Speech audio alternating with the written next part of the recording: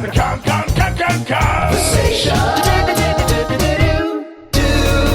guess I'll just need to wait a couple of decades, run for Congress myself, win, build up a resume for myself in the House of Representatives so I can string together a coalition to get enough support to pass a bill, and then I'll be able to bring about the change I seek.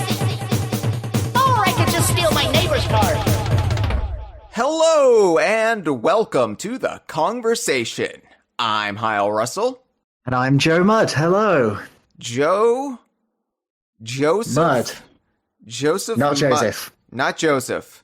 Not Joseph, no. Joe Mudsif. How have you been? Oh my God.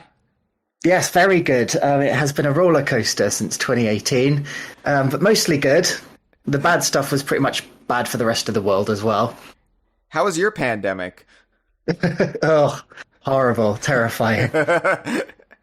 Well, I'm glad you're here in good health. It's been a while. Ladies and gentlemen, for those of you who are unaware, this is Kongversation legend Joe Mudd, who carried the back half of season 2 on his back.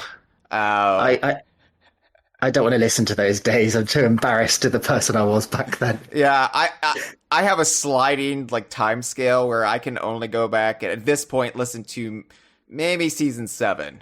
Season 7's my cutoff point, and then after that it's just no, I'm not that person anymore. And I can't wait to see which seasons are unlistenable to me in the years to come. But no, it's great to have you here. I think your shining moment was the Donkey Kong Land 2 Spotlight episode, which which was just pleased nobody due to my impish editing choices. But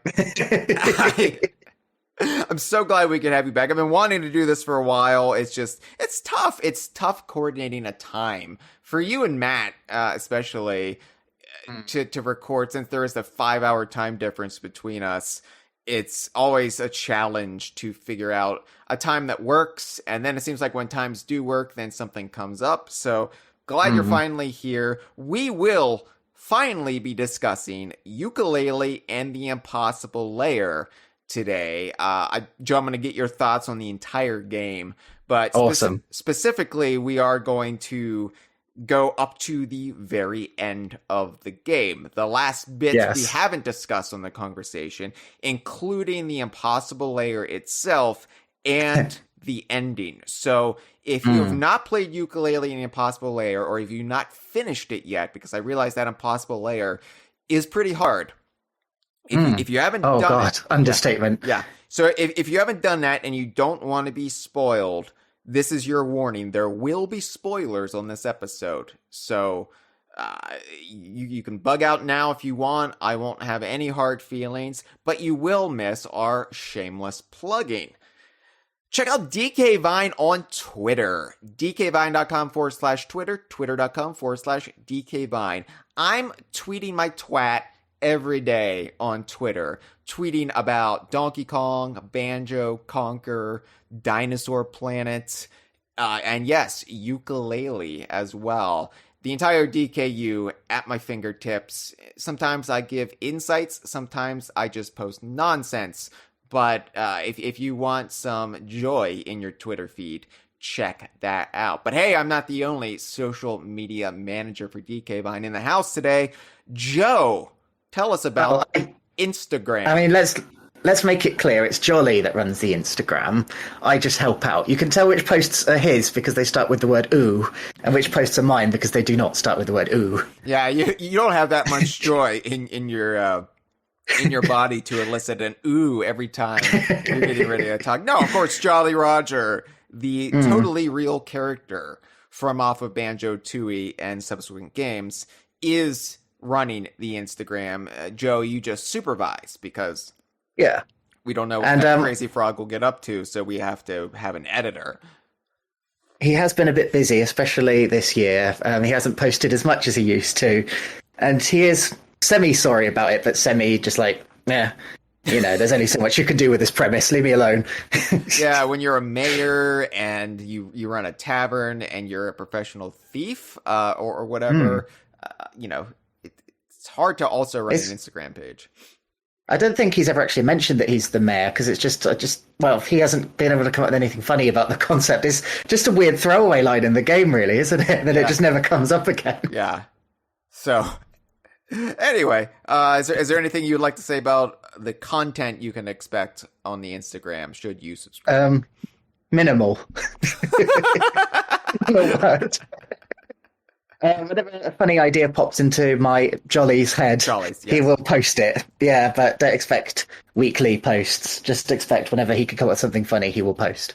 And sometimes I'll get in there as well. And that's at dkvine.com/Instagram or Instagram.com/ pay attention, dkvine_official. The official one, not the unofficial one. No. I think we need to give infected towing peroxide its own Instagram at this point as well. I was thinking the other day, because people still get snared by that delightful little landmine that we laid out all those years ago.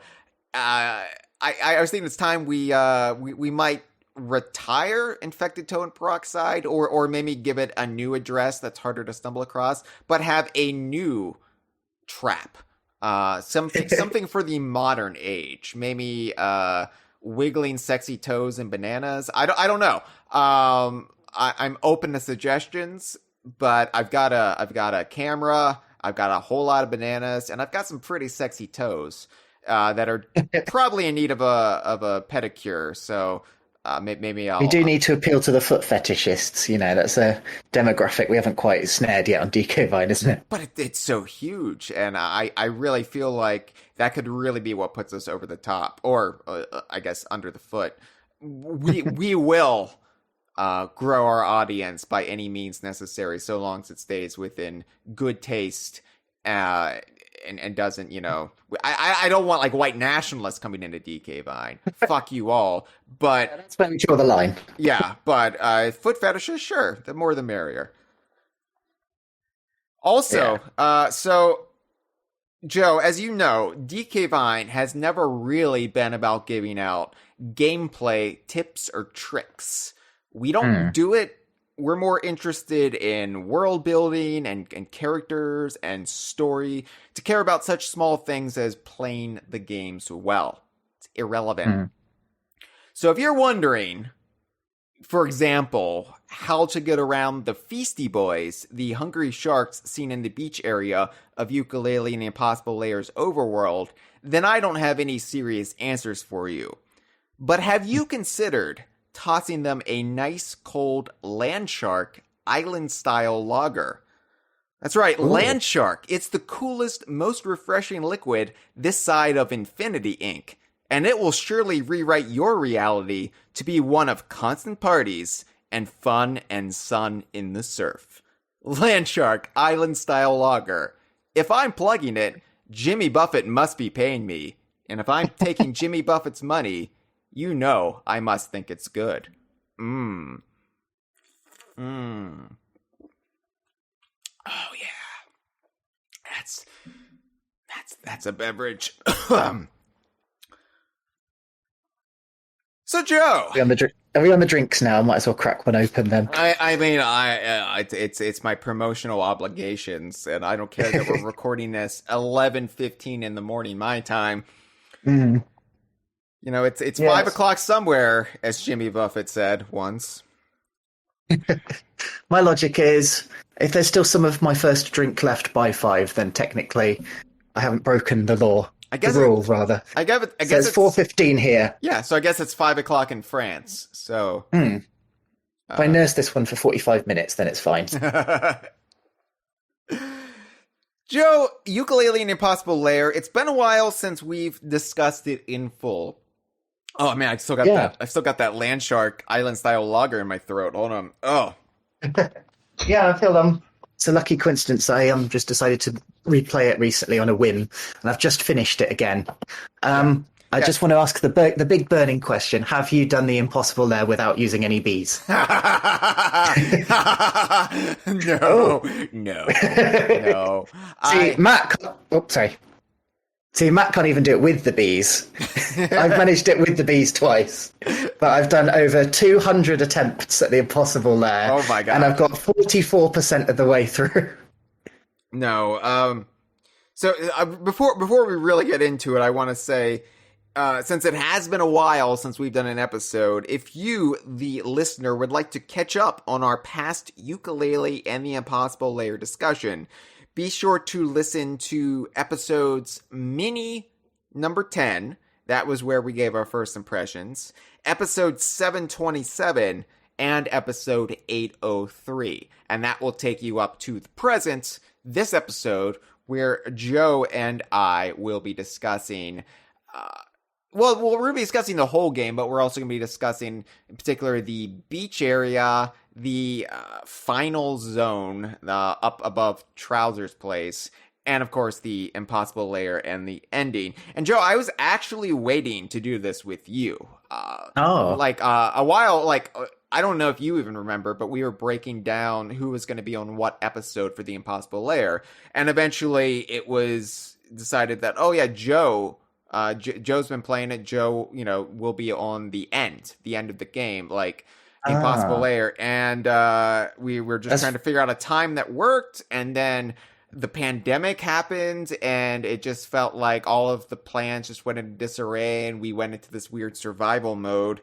And long story short, here we are finally, almost 3 years after the game has come out, finally discussing the end. But I feel like this is good because the Impossible Lair is so hard that it's given people enough time to beat it, and it may have taken them 3 years. I moved house 2 years ago. My now flatmate and I both had to escape from our difficult living situations. And I casually mentioned, I'm getting a new microphone. I'm going to be on a podcast again soon. Yeah. And for the past 2 years, he's asked me over and over again, when are you doing your podcast? When are you doing the podcast? Eventually I had to say to him, I'll tell you when we're doing the podcast. I don't know why they haven't asked me back on yet, but they keep telling me that they will. So now I know why, because you're waiting for the end, save the best for last. Yeah. No, Joe, you are the climax. You are the raging climax of Impossible Lair. So congratulations there. Thank you. So, Joe, just to clarify, I haven't actually listened to any of the other episodes you mentioned either. So if I repeat any of the same points you've already made before, I do apologize. It's been long enough that I feel like at this point it's almost nostalgia. So it's not really repeating. It's more celebrating the past. Oh, good. Yeah. So, Joe, overall, I want to hear your thoughts on the game. Before we get into the specifics that are required of us, what are your thoughts on Yooka-Laylee and Impossible Lair? Because this is a game that seems to have grabbed you. Yeah, well, it's funny. When I replayed the original Yooka-Laylee as well recently, it was right after playing Banjo-Kazooie on Nintendo 64 Switch. I was like, yeah, this is great. And then I played Yooka-Laylee. I was like, this isn't quite as good in some ways, but it's better in some ways. It's not quite as great as I remember. And then I thought I might as well crack on to Impossible Lair then. And I thought, I don't know if I'm going to enjoy it that much. But it's actually just really, really good. I've been hooked on it. Yeah. Yeah. I mean, I think that's everybody's, just blunt impression, especially with the original Yooka-Laylee, that the original Yooka-Laylee, it isn't like this disaster that a lot of people make it out to be. It's actually quite fun, and in some ways it does improve on the Banjo-Kazooie formula. I've been replaying Banjo-Kazooie for my DK Vine Done Slow Twitch series, and it's kind of hard to go from Yooka-Laylee to Banjo-Kazooie, because in some ways Banjo-Kazooie is a little clunkier because it's a game from 1998 and Yooka-Laylee is from 2017. Yooka-Laylee is a lot crisper. There's a lot of ideas that just simplify Banjo, consolidate some of the, I guess smooth out the rough edges. And but I still think Banjo-Kazooie is structured better. It's designed better. Yooka-Laylee has almost too many cooks in the kitchen, too many ideas thrown into the pot. But that's not to say that Yooka-Laylee isn't worth anybody's time. It definitely is, especially if you are a fan of the genre or if you're an old school Rare fan. But Yooka-Laylee and Impossible Lair, as we'll be talking many times throughout this episode, elevates the 2D platformer formula in a way that I don't think a lot of people were expecting. I'm not saying it does anything revolutionary, although it maybe it does with the overworld, but it's And also just, the Impossible Lair itself, I think, is quite a nice novel concept. it is. It's almost so the era we celebrate on DK Vine is of Donkey Kong Country, that trilogy into the N64 era. I mean, that's really the foundational, like, holy, like, 7 to 8 years of like what we're all about. And I feel like the people at Playtonic, the founders at Playtonic who came from Rare, you know, growing up, they liked games even older than that. Like, it's their games we celebrate, but, you know, they became fans of gaming because of games that are much older and much harder than that. And I feel like the Impossible Lair itself almost harkens back to when games were just brutal and unforgiving. And in fact, they had to patch the game to make the Impossible Lair a bit more forgiving. So, but you're right. I think the Impossible Lair itself is pretty novel. I could go on and on about the overworld itself. It being sort of this evolution of a couple different things: the Super Mario World overworld, the Donkey Kong Country 3 overworld. It feels like, and I've said this before, and I will keep saying it until I'm in the ground, and then I'll come and haunt you, and I'll say it some more. And I'm probably going to be cremated, but, you know, whatever they do with my ashes, you know, I don't know. My ashes will possess you, and then you'll still hear it. I really do feel like Impossible Lair is the rare version of Donkey Kong Country 4 that we never got. And I say Rare in a broad sense because I know, like, not everybody at Rare went to Playtonic, and I know that not everybody at Playtonic came from Rare. There's a lot of younger staff there, but... And we know that they wanted to make Country 4 since the DS days, so it could be a lot of ideas they've had cooking since back then. Yeah, but it does feel like what I always thought of for a Donkey Kong Country 4, hypothetical Donkey Kong Country 4. I was like, well, I wanted to take the best bits from DKC 3. I don't want it to go backwards, right? And I don't want it to be like a new Super Mario Brothers situation where it just goes back to the original and it kind of just discards the evolutions that happened through Super Mario World. To an extent, Donkey Kong Country Returns did that. I think Tropical Freeze built on it a little bit more, but Impossible Lair really does feel like, okay, what if a year later Rare made Donkey Kong Country 4 for the N64? What would that look like? And I feel like it would look like this. Yeah. I like that. What's the word? I like that way of looking at things. I don't like when people go a little too far with it and be like, oh, Returns and Tropical Freeze don't count anymore. They're shit compared to this game. So, yeah, those games are still good. This game's good too. We can love all 6 of them, as far as I'm concerned. We'll get into the grand philosophical question of Tropical Freeze or Impossible Lair, I think, at the end of the episode, because I feel like we have to kind of finish talking about it first. But...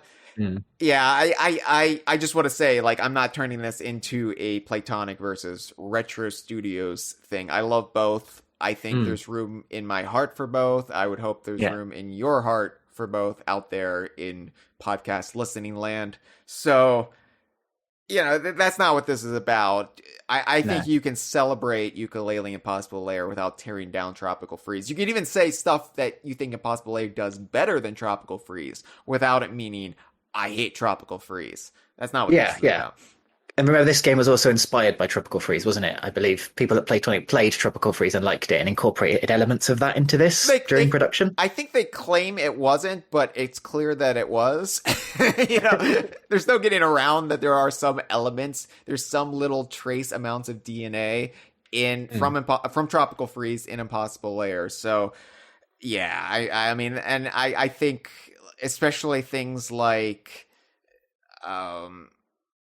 the twit coins. It feels I mean, I guess in some ways that's kind of a Yoshi's Island thing, but it feels like the equivalent of Tropical Freeze's puzzle pieces, you know. And I don't know, but I really like everything they've done with it. The elements that come from the evolution of the Donkey Kong Country trilogy, the elements that may have been borrowed from Tropical Freeze, the stuff that comes from outside Donkey Kong in general, like the Super Mario World influence, and the clear pedigree of the top-down games that Rare made in the past, like Conker's Pocket Tales and Grunty's Revenge, that are so readily apparent in the Overworld.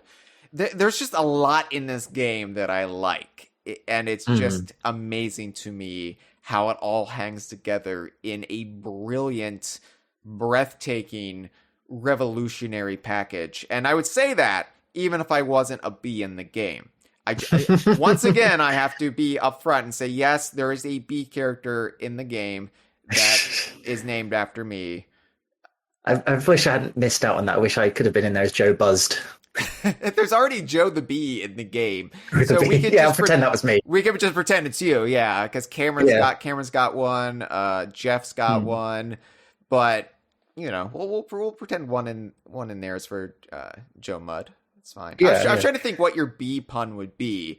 And Joe Buzzed. Joe Buzzed. Okay, that's simple. Yeah. But it's funny. I would say the game on my second playthrough, it's funny that the things I remember being really annoyed by on the first playthrough just didn't seem like that big a deal. Like the big nag I had with this game was doors. It's like, tell me if I can come back through the door or not. So I'm not terrified of going through it. Yeah. Because if I go through the door and I can't go back, I'm going to have to restart the whole level to find out what was the other way, Yeah. And then it's like, sometimes the bars will come down. It's like, no, just have the bars there in the first place. So I know I can't go through it. Don't waste my time. I just think if they did another one, they just need to color code the doors so I know if I can come back through it or not later. Right. Now, granted, the levels themselves are short enough where if I screw something up, it's not the end of the world if I have to replay it. So, I that never bothered me so much, but I do definitely get your door phobia because I'm always one who has to explore every nook and cranny, and I'm afraid I'm gonna go past a point where I can't get back, and so I have to really analyze the screen before I make the plunge going through a door or not. But apart from that, it's a pretty good game. Apart from the doors, it's fine. Yeah. I guess there are elements here or there where if they did a sequel, they could definitely improve on the clarity a little bit. For a first attempt at a 2D platformer under their studio, oh my god, right out of the gate, just an instant brilliant. It's 2 years after they made the first one as well. It's crazy. Yeah, and when you look at, granted, people like Chris Sutherland have had a lot of experience with 2D platformers in the past, but he hasn't done one since Donkey Kong Country 2, and so he can impart the wisdom, from at that point 24 years in the past, but the fact that they were able to churn out something such high quality is usually a lot of times they'll release a game that's pretty good. They being whoever, a studio will release a game that's pretty good. It's the sequel that is just stellar, extraordinary, because they've learned from their mistakes. They fine-tuned it, they tweaked it. This is what Rare did when you look at Donkey Kong Country 2. I know some people might argue it, but it's widely held that Donkey Kong Country 2 is the best one of the original three, and part of that is because the team made Donkey Kong Country, they learned from their mistakes, and they were able to make something that was near flawless. So they did that without having a first one. So imagine what they could do for a sequel. Oh my god. Yeah, I'm looking forward to sequels to both this and to vanilla Yooka-Laylee as well. I think they would, if they did say to Yooka-Laylee and it was a 3D platformer, I think they would iron out all of the flaws of the first one and just deliver something perfect. And if they did a sequel to this one, they wouldn't really have to change much and it would still be great, I think. Yeah. But it's also really impressive when you consider the whole selling point of Yooka-Laylee was, look, it's a 3D platformer. We don't get those anymore. To then go, all right, here's a 2D platformer. We know there are a dime a dozen at the moment, and still deliver something that stands out above most other 2D platformers is very impressive, I think. Yeah, it's a shame that, Yooka-Laylee got all of the hype and the press that it did, and this game kind of went under the radar a little bit. Probably because there have been so many 2D platformers, and also because there was a lot of brand confusion when this game came out. A lot of people thought it was just DLC for the original Yooka-Laylee, And I don't think it was promoted that great. And this is just me speaking as me. I'm not speaking for anybody here, but I feel like Team 17 didn't really do a great job at plugging this game. And no, it's a shame. Also, I feel like a lot of these, do we even get all of the stretch goals of the original Yooka-Laylee at this point? Or is there still like that, I can't remember, corplets, the little robots that says it's at 99%? Is that still the case? Well, that corplet security bot, Inept from the toy box, that isn't part of the stretch goal. We don't know what he's counting up to. So we got all the stretch goals. Everything was fulfilled there for the Kickstarter. But yeah, that is the big question mark. That and the pirate treasure from Yooka-Laylee. We don't know what that will entail. Obviously, everybody thinks it's going to be some sort of stop and swap equivalent for Yooka-Laylee. But right now, it's a question mark. So. Okay, I thought they'd ever got around to doing like the orchestral soundtrack as well, or am I mistaken? I honestly don't remember. I know they finally did the Yooka-Laylee developer commentaries, which we did conversations about. I think that was one of the last ones they had to get around to. They finally improved the 64-bit mode. They actually imported the model of Yooka-Laylee from Impossible Lair into the original Yooka-Laylee. Yeah, to make it look more authentic, even though it still mostly looks like a PS1 game with N64 character models running around. But whatever, close enough. Close enough. Yeah, close enough. So, Joe, anytime you want to chime in about anything that happened earlier in the game, feel free to. This is your podcast as much as mine today. But we are going to press forward a little bit, and we are going to discuss. Just in broad terms, because I don't want to go level to level. What do you think about this level? And it's like, I don't really remember that level. I would remember it if I was playing it, but, because I think one of the downfalls of Impossible Lair compared to something like Tropical Freeze is that the levels do artistically feel the same because they're all of the same general area. So it's not like we have huge biome differences. This is the snow world, this is the ocean world, this is the lava world. It's all of the Royal Stingdom, which has kind of a Dutch feel to it. I don't really know how to describe it. Yeah, I know what you mean. When we were playing it, I was a little disappointed. I don't know, Queasy Key doesn't really look like a key. It's just the same as all the other levels, just Dutch buildings in the background. Or Hazard Hangar. I was like, how is this a hangar? This just looks like all the other levels. I do like that it tries to do something different with the same archetype, I guess. And the fact that, they have a limited budget for this, being an independent studio. They were able to stretch something out as much as they did and still make it feel fulfilling. I think it definitely is worthy of applause. It just makes recalling the individual levels much harder than it is in a traditional Donkey Kong Country game. So we're not going to go through bit by bit, but I do want to touch upon the general areas of the overworld and some of the more memorable things therein. So the beach area that you access after the fifth checkpoint, the paywall, the fifth paywall, the beach area. I think this was my favorite part of the overworld. I don't know what it is about it. I like tropical aesthetics in general. That's one of the reasons I was drawn to Donkey Kong Country back in the day. But I would say it's got some quite clever overworld puzzles, some really unique set pieces and ways to get tonics and things that make you feel clever for working it out, I would say. Yeah. I also really like, and this is something that Impossible Lair does really well, the state changes to the levels themselves and how you can make, the second state change different, how it's something on the overworld influencing that little grand tome portal to the level and rewriting the reality within. So it can be something as simple as the tide comes in, the tide comes out, and when the tide comes in, that makes the level flooded, and when it goes out, then it's not flooded anymore. But, I think that there's a lot of really clever stuff going on in the beach area with that. And the level that really comes to mind here is the Boom Bloom Blast? Yeah, that was great fun, that one.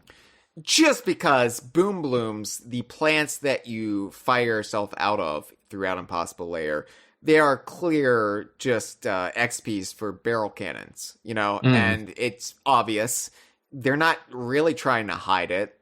And but to be fair, Kirby ripped them off first with those stupid floating cannon things. So yeah, Kirby committed the original sin, really. Sure. But I will also grant Playtonic leniency here, considering many of the people on this team helped create barrel cannons. So true. Whatever. I like how the Boom Blooms feel different enough from barrel cannons, like they play different enough. But if you are a Donkey Kong Country fanatic, veteran, expert, whatever, it will still feel completely natural. Like you're not going to overcompensate or get thrown for the slight variances in the way it shoots you out. It still feels very much like a barrel cannon in a Donkey Kong Country game, just a little bit different, but not enough to trip you up. I don't know how they work that balance out, but it's fantastic. And I love that we have an entire level dedicated to boom blooming, I guess is the verb. But yeah, that sticks out in my mind in particular, just because I was like, oh my god, it's just a Donkey Kong Country level. Terrific. Yeah. I also really like that this establishes that there is a shore near Yooka-Laylee's home in Shipwreck Creek.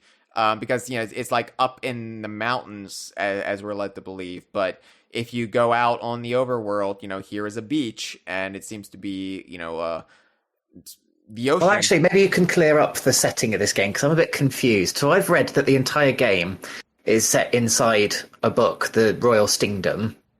And it is, in fact, the book that Capital B and Dr. Quack were pushed into at the end of Yooka-Laylee. Is that a load of bollocks, or is that true?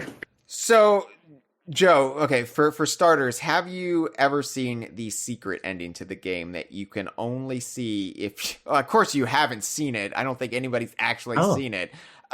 So if you defeat the Impossible Lair in one go at the very start of the game, and don't do anything else, you get a secret ending. Which is pretty much impossible. I mean, it's not impossible, obviously. People have done it, but that's the thing. I think they're unpatriotically added the checkpoint, so I think they specifically waited for someone to beat it before they did that. They wanted to see if someone in the world would actually do it before they patched the game, which I thought was quite funny. But no, go on. What happens? Well, no, I'll say that. I'll say it at the end, but that kind of explains a little bit of what's going on. So there's two answers to this. I will explain it as to our understanding if you haven't seen the secret ending, okay? So, at the beginning of the game, there is the Grand Tome of the Royal Stingdom, and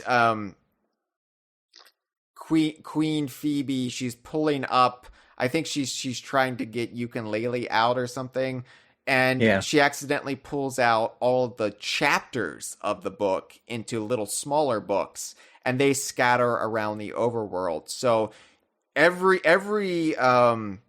level you're accessing is in the Royal Stingdom, but the overworld itself is Shipwreck Creek and the areas around Shipwreck Creek.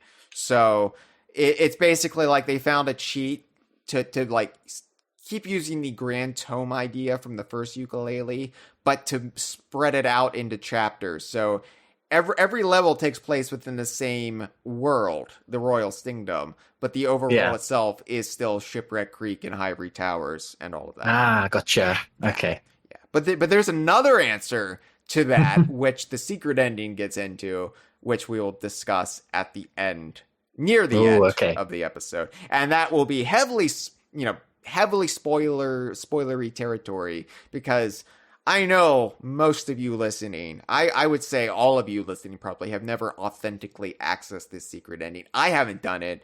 I don't even know if I want to try, because I feel like the true way to play the game is to do it going around through all the levels, getting all of the bees, I think just trying to like do the Impossible Lair from the start and getting it all done in one go, which I don't even know how you could do that.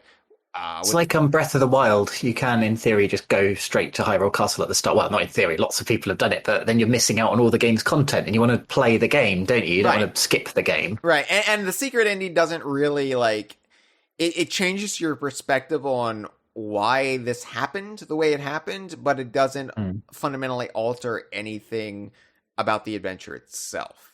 So it's clever the way they did it, because you're not actually missing out on anything if you never access it, but it is just this, oh my god, kind of revelation that might actually explain any discrepancies that we see in the game compared to the previous Yooka-Laylee. Oh, okay. I'm intrigued. Can't wait to get to the end now. And you don't even have to get through the Impossible Lair in one go. Just have to get through this podcast. Which can be as trying and challenging, believe you me. Nah, never. Yeah, you say that. You haven't done this for 4 years. I bet in the deep weeds of season 2, you were definitely feeling the fatigue. Or listening to our Donkey Kong Land 2 spotlight and the rendition of Lockjaw's Saga that just was unyielding.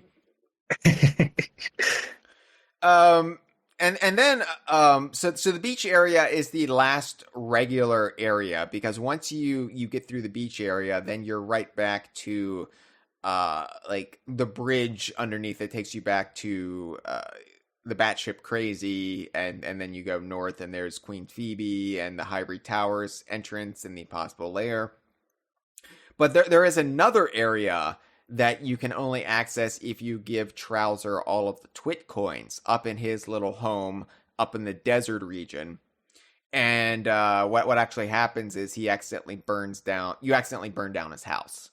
And that opens up a pathway into I don't even know if there's an authentic name for this. Yooka-Laylee Wiki, which doesn't seem to have been updated in several years. And in fact, they also have my name misspelled on it. I know. Hydrusel again. It's actually Hyle Russell with 1 L. So it's not similar. It's the most common misspelling of my name. I thought Russell was a common name, but apparently it perplexes everyone who's encountered it. The editors of Yooka-Laylee Wiki, Greg Mails, anybody who's ever tried writing out my name in anything usually gets it wrong. But it's not anything as catastrophic as Hyde Roussel, for sure. No. Do you know what's funny? I've got quite a few I've got quite a few Brazilian friends at the moment, and I've discovered this phenomenon where apparently in Portuguese you have to pronounce all of the vowels, so they all have decided my name is Joey. They go, "Hi, Joey." It's Joe. They go, "Oh, sorry, Joey." That's eventually funny. Yeah, gradually, one by one, they're all learning how to say my name properly. One of them still says Joey at this point. Yeah. All the others have come around. Yes, there are a lot of DKU fans in Brazil. That is one of the huge DKU hotspots. Yeah. So, have you asked any of them if they enjoy Donkey Kong Country or? Well, funny enough, one of them does actually. One of my colleagues is a huge fan of Donkey Kong Country. Yeah. And he's also a gay man like me, so that's kind of the two things we bonded on. That's all you need. The two things that bring people together. Yeah, so shout out to Raphael. I was going to say, God, we need to say actually a lot of things have happened since 2018. I did actually meet a guy who had heard of DK Vine and the Kongversation. Oh my God. I know, right? Yeah, Leon Fletcher of Ninty Buzz. Oh. So shout out to Leon as well. Hello, Ninty Buzz. Yes. I've heard of Ninty Buzz, so yeah, it's fine.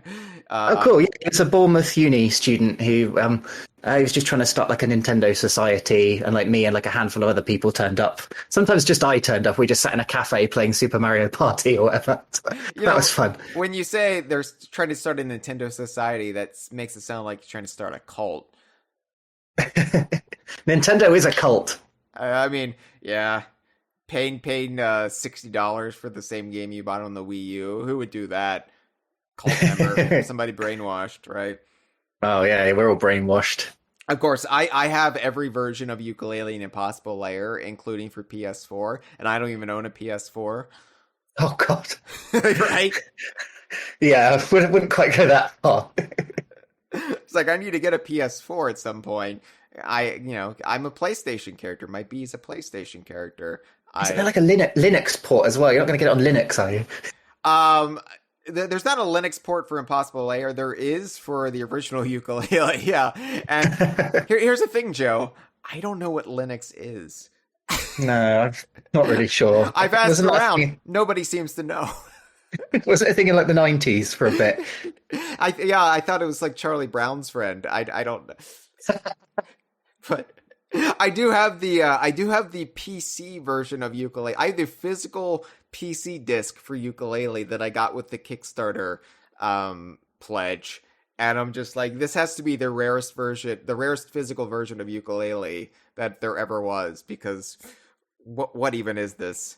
Like, you need a CD-ROM disk drive, and oh wow, yeah. Most laptops nowadays don't even have a CD drive, do they? No, mine does, because I specifically looked for a high-end one that does, because I still have a lot of stuff on disk that I will occasionally need to access, and it just makes it easier if I can just pull it up. But anyway, we're getting beside the point, as we do in the conversation. Welcome back, Joe. This is just like old times.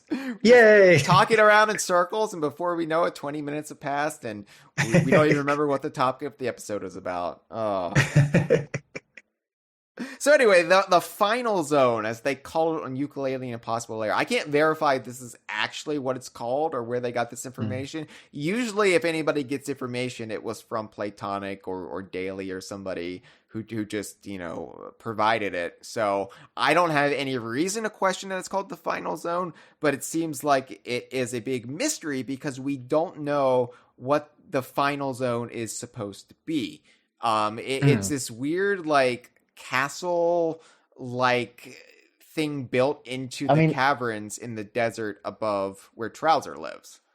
Yeah, I would describe it as a lost world, which I suppose it sort of is. It's a bit easy to unlock for Lost World, really, isn't it? Yeah, I mean, it's definitely like hidden, and you can only access it if you get all the Twit coins. So it does feel similar philosophy to a Lost World, or Krematoa, or whatever. But or Lost World brackets Donkey Kong Land 3 close brackets. Right, the Lost World from off of Donkey Kong Land 3. The Lost World, not that Lost World, or not that Lost World, but this Lost World is the Lost World we're looking for this time. You just need to recruit Bear to get there. There's a radio contest, and Donkey and Diddy are being sexist, and K. Rool ultimately wins because he gets there first. Yeah, it's a weird plot for a Donkey Kong game, and it's a plot that a lot of people think we made up. And it's just like, no, that's actually the plot of the game. It wasn't just DK Vine fanon. That's actually what sounds like it, doesn't it? It really does sound like something that we just... It does. But that you can understand why our fanon developed the way it does when we were given stories like that. Yeah, along with, you beat K. Rool on the SNES, can you do it on the Game Boy? Cranky breaks K. Rool out of jail. Yes, they have a jail, apparently. Right, and the rich and powerful can be jailed, unlike our reality, where they just get away with their crimes. Is K. Rool... Wait, did they have, like, a trial for King K. Rool? Is he found guilty and locked up, and is Cranky now a criminal, breaking him out of jail? Oh, Cranky committed treason, but, who's going to prosecute Cranky Kong? Oh, yeah, true. He's a national treasure. To be fair, I don't know if K. Rool was actually broken out of jail or if it was just Cranky orchestrated the banana heist again with K. Rool and just gave him the resources to do it. But yeah, some of our bullshit seeps in, but Donkey Kong Land 3, I swear, we mostly left untouched. Yeah. Anyway, yeah, I don't know if this is supposed to be like a Quack Corp, Dr. Quack's company that was bought out by Ivory Towers. I don't know if that's supposed to be like his lab or like a secret facility he's got running on the side. There's some interesting...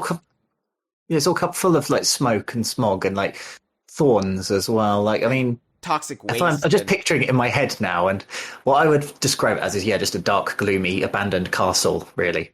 Yeah, there's also like a little Easter egg. You can see up in the corner of the overworld there is a discarded Vendy body. Oh. Like it's a like a former Vendy or like a one of the Vendy machines of Hyrie Towers that's been thrown away and she's dead, laying up in the Ooh. corner. And like of course Vendy is alive and well on the overworld of Mm. Impossible Lair. So it raises the question like, have there been Vendys before Vendy? And Mm. and that seems to imply there is some sort of connection between Hyrie Towers or Quack Corp and this area itself if they're discarding their old vending machines up here. But Yeah, just an old graveyard for all their old tech.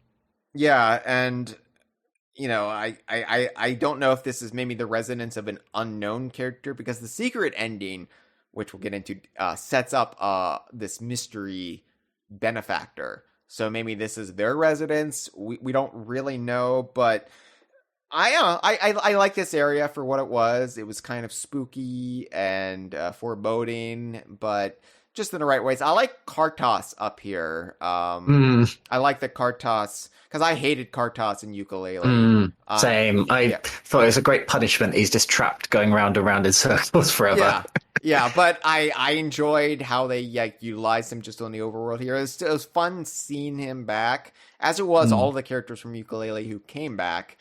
But just here he is on the overworld, and you don't have to endure a not so fun mini game with him that has very confusing controls. And I liked when characters came back from Yooka-Laylee. It gave me the same feeling of glee as like in Tropical Freeze when you see the giant bat like encased in ice in the background. You're just like, yes, Right. fuck you. Yes, yes. And yeah, Mega Squeakly got what they deserved, what she deserved. Although, I guess she was thawed out after the island was thawed at the end of the game. So Yeah. she's back. But yeah, I mean, stuff like Rampo, you saw him earlier in the overworld. Just, here's Rampo, and here's what he's been doing in the 2.5 years since the original Yooka-Laylee. Stuff like that is a lot of fun, and I like the continuity between this and Yooka-Laylee. And there didn't have to be a lot of continuity, especially because it's not even a direct sequel so much. It's just, here's a further adventure of Yooka-Laylee in a different genre.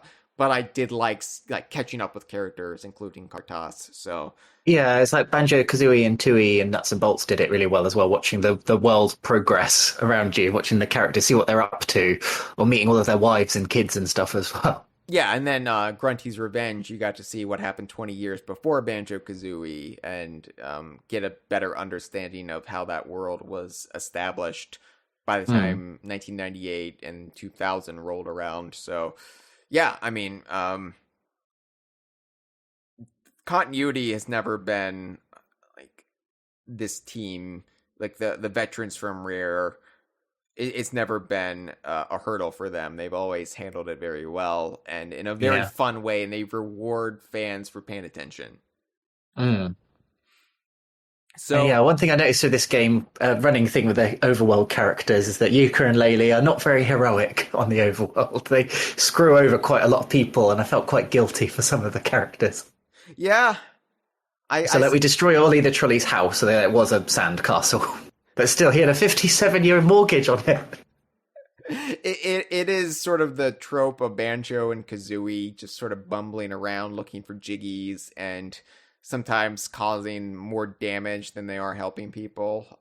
Especially in Banjo-Tooie. I feel like that was a lot like the running joke in Banjo-Tooie where, they just like murdered the Ice Cube family and... they're not like they're heroes in the like overarching sense, but in their just little quieter interactions on the day-to-day basis, it's questionable some of the stuff they do. I do think Yooka and Laylee in this game are they come across as more likable than they did in the original Yooka-Laylee. Like I feel like I understand them better as characters based on this game than I did in the first, because the first one they did feel in some ways like XPs of Banjo and Kazooie, and here I really started to get, especially Laylee, a sense of who she was. And she wasn't just Kazooie, like, oh, here's the winged bitch. You know, Yeah. it's more like, oh, she's mischievous and hyperactive, and she doesn't have a lot of social graces, but No. she's not actually malicious, you know.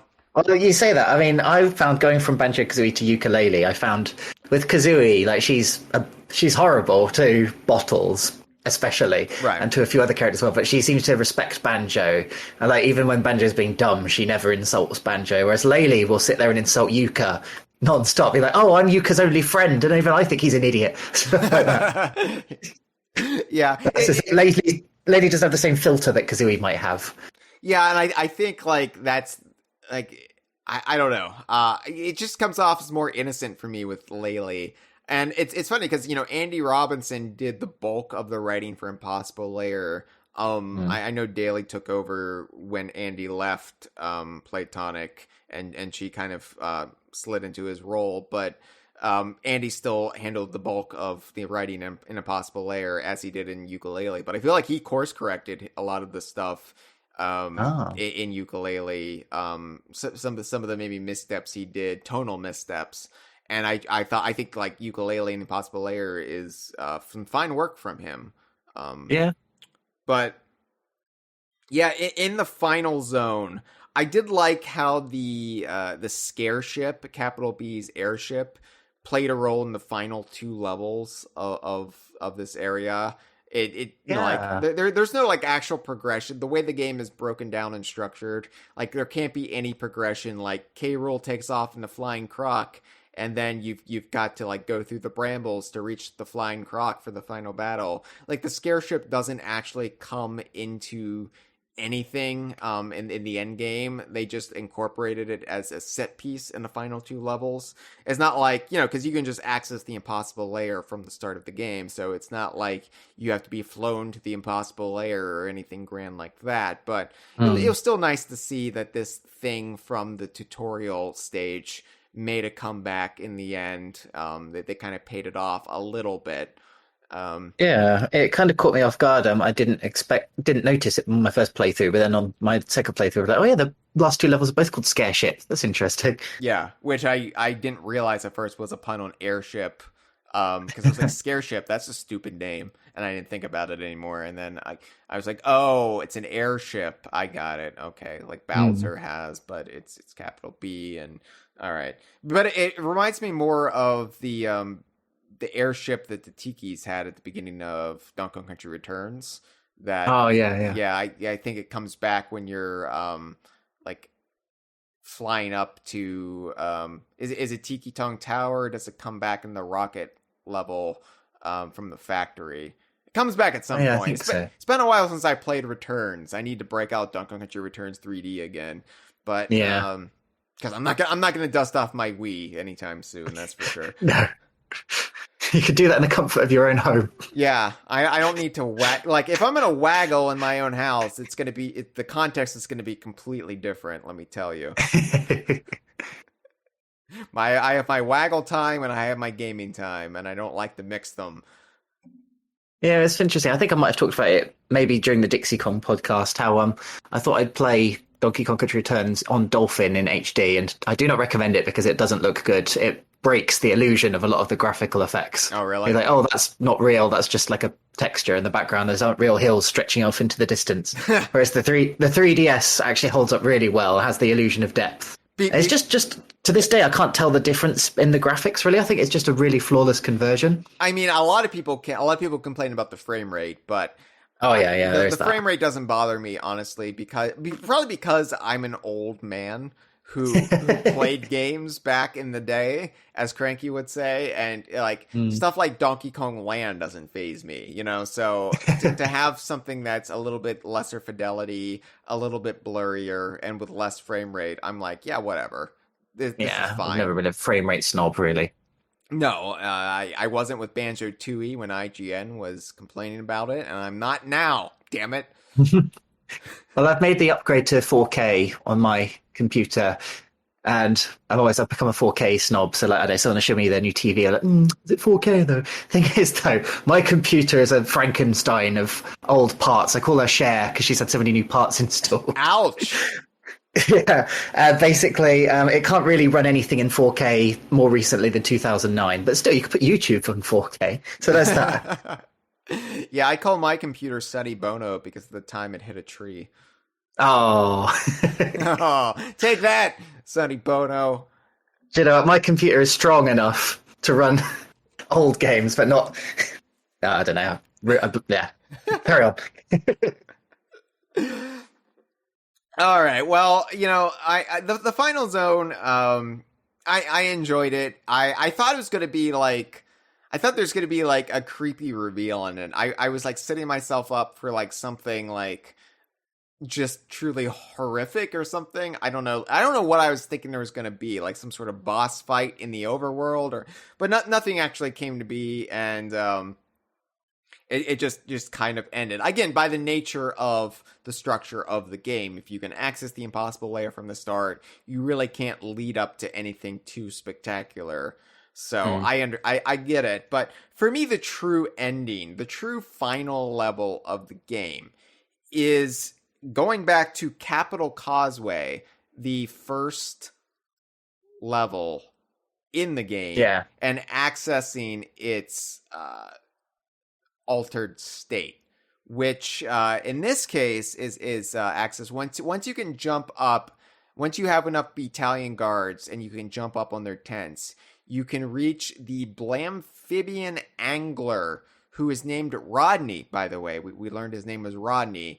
You can access him, who's been sitting above the Grand Tome, the chapter that has Capital Causeway in it. And I think at first it's just his fishing rod are left behind, and then he shows up at some point. But if you talk to him, he will cast his rod into the chapter and rip out the entire capital of the Royal Stingdom, and he'll have it on his line, which alters then the level itself to be this post-apocalyptic nightmare, which I thought was really clever. Like, the fact that they thought of a way to alter every level in the game for a second level based on the bones of the first level, and that they were able to keep every alteration fresh and interesting and also logical to the events of the overworld is probably one of the greatest creative feats that I can lay at the feet of this team.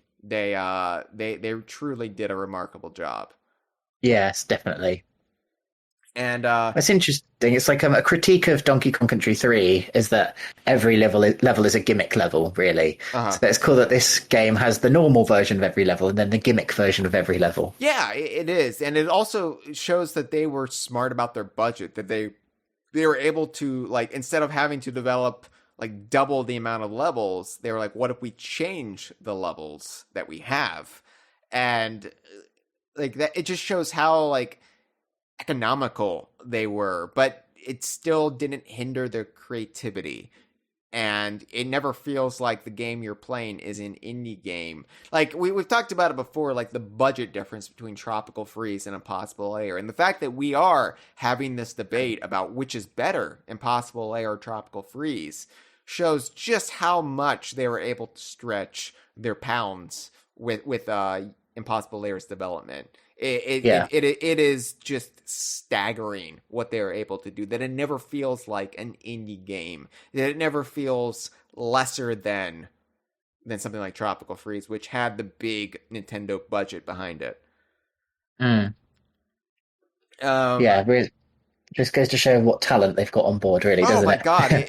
I mean, the fact that people had the critiques they did of the original Yooka-Laylee, which I do understand. I mean, I will defend the original Yooka-Laylee, but I do see the flaws. I do see the quibbles people have with it. But Impossible Lair, the fact that it is like damn near 5 stars perfection, it just shows that Playtonic is a powerhouse of a studio, and they definitely deserve recognition and respect. But I love like the way it comes full circle because like I don't know if you can play the Altered State of Capital Causeway like before you get all the bees. You might be able to jump up there beforehand. I waited Yeah, I managed. Okay. I waited until I was done with the final zone because I wanted it to be the last chapter, the last level I played before attempting the Impossible Lair.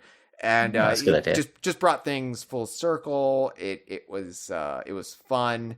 Although I did feel bad after I had to go up and talk to Rodney to have him lower the town because I didn't want to leave it in this catastrophic state of just like burning embers and ruin. I wanted it to actually be the nice, tranquil place it was depicted at the start of the game.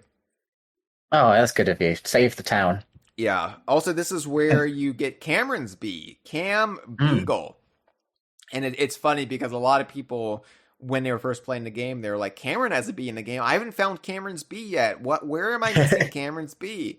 And Cameron's Cam Beagle. Cam Beagle, yeah, Cam Beagle. Cam Beagle probably got the best location out of all of our bees. I would say that between Jeff, myself, and Cameron got the royal treatment, and he got the most memorable level to be attached to. I don't even remember what level Hive Russell was in. So. I just realized we could have had Matt Hornet as well. Bit clunky, but Matt Hornet is actually a really, really clever name. Now we need to come up with names for everyone, though. You have to bring more for the rest of the class. So, Joe, your assignment after this episode is over is to come up for a name for Gibbon, Dustin. He's on the team now. Yeah, the whole Idaho crew, Adam, Andrew, or Ape. Yeah, so that's get to it. Yeah, I will later. No, well, no, not during the show. No. We'll finish this first. So the Impossible Lair. Jesus Christ. Yes. Jesus Christ. Oh, Jesus God. Christ. But you know, I heard about the checkpoints, but I thought they worked like the checkmates in the game. So because of that, when they said, "Oh, you can try the not so impossible Lair and start from any checkpoint," I thought I'm not going to do that. Like they said, it's good for practice. I thought no, because I'll just practice the last bit over and over. I didn't realize. I only found out the other day that it lets you pick which checkpoint to start from. I was like, oh, this changes everything. So I might get back on attempting the Impossible Lair now that I know I can practice each segment over and over again. Yeah, I've only beaten it once, so you've got one up on me. Okay. I do have to ask, how many battalion guards did you have at the end of it? Well, so the first time I beat it was before they patched it, which meant there were no checkpoints at all. Oh my god! And I think I tried it once or twice and realized this is clearly impossible without all the bees. Yeah. So I waited until I had every single one of the bees to attempt it, and then I did it. I think it maybe took me a few attempts.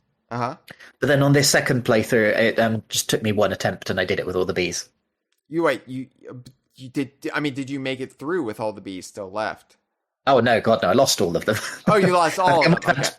Might have had 2 or 3 left at the end. But yeah, I waited until I had all 48 again and then just breezed through it. I beat it, and I remember having 0 bees left, which really... I don't think I had Laylee left by the end of it. It like, my hands were trembling. I was playing it on the Switch in handheld mode, and I just remember, like, the screen shaking because my hands were shaking so much. Sweat pooling on the Joy-Cons. Just... I find that with this, with the Impossible Lair, there's often the dilemma of when you lose Laylee of, do I carry on without her, or do I go back and risk getting hit and dying and having to start over again? Yeah, I lost Laylee in the final countdown part, where it's basically like you don't really want to go back. So I had to just make the call. Well, I have the checkpoint, so I'm just going to push through, you know? I enjoy how varied the Impossible Lair is.